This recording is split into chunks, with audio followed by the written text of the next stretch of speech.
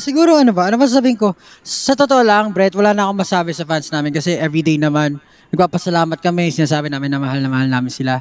Siguro gusto ko lang sabihin kasi ako, ini-imagine ko rin paano ba yung lives ng mga fans. So I know, meron din silang mga dreams, meron din silang mga aspirations katulad nating mga kabataan. Kabataan pa tayo, lahat tayo dito. Bataang Pinoy.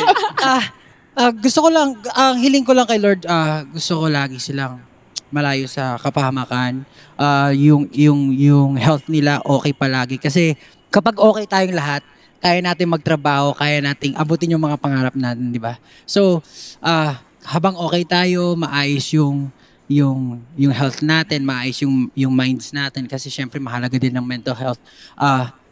Kaya natin abutin yung pangarap. And gusto ko lang sabihin na darating yung time na kung hindi man ngayon darating yung time in God's perfect time na maabot niyo yung mga pangarap niyo. So, habang okay tayo lahat, magpursige tayo, gawin natin yung very best natin. Huwag tayong magliban ng, wag tayong magre-relax lang na basta-basta. Kasi syempre if we have our dreams, dapat every time na may opportunity, ibigay natin yung 100% natin.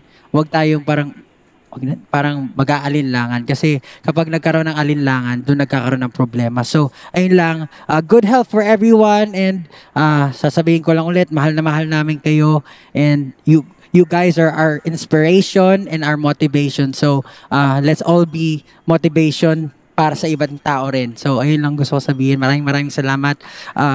Mabuhay. More birthdays to come. Ano pa ba? Ano pa bang gusto ko sabihin? MBTC, GBU.